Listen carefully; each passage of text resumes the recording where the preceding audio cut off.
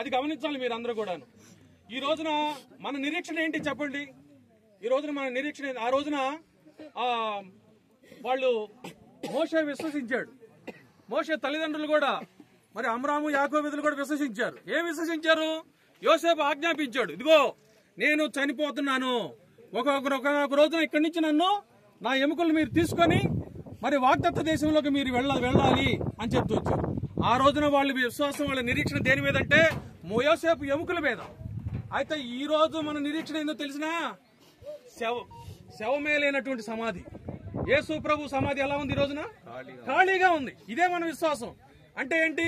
యేసు ప్రభు నా ముందు విశ్వాసం ఉంచిన నేను, ఆయన రక్త ప్రోక్షణ చేత కడగబడినటువంటి నేను, నా సమాధి కూడా ఒక రోజున యేసు ప్రభు సమాధి ఎలాగ ఖాళీ అవుతుందో నేను కూడా ఆ విధంగా మరణాన్ని జయించి తిరిగి లేస్తాననేటువంటి నిరీక్షణ, విశ్వాసం అక్కలో మనం చూస్తాం.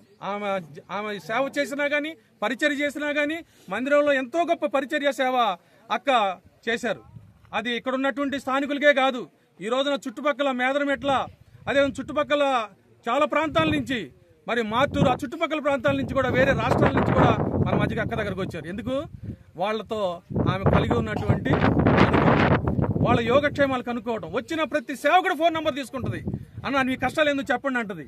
ఒక 10 మంది పిల్లల్ని రోజు, ఎందుకంటే అందరూ పచ్చాకు పనులకి వాటికి ఇటుకి వెళ్తుంటారు అక్కడ ఉన్నటువంటి విశ్వాసం.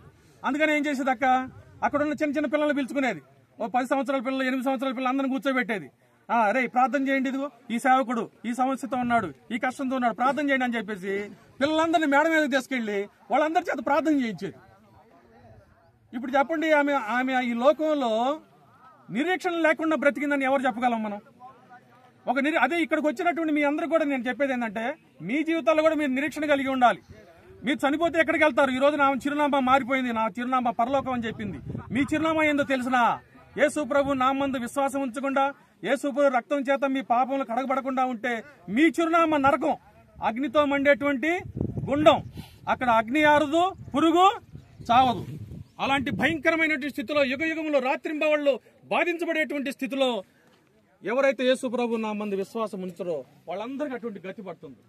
అయితే ఆ స్థితి నుంచి నువ్వు తప్పించబడాలంటే ఒకటే ఒక మార్గం ఏంటంటే, యేసు ప్రభుని రక్షకుడిగా స్వీకరించు. ప్రభు, ఆ పాపిని నన్ను క్షమించమని అడిగి ఆయన రక్త ప్రోక్షణ ద్వారా మీ పాపములు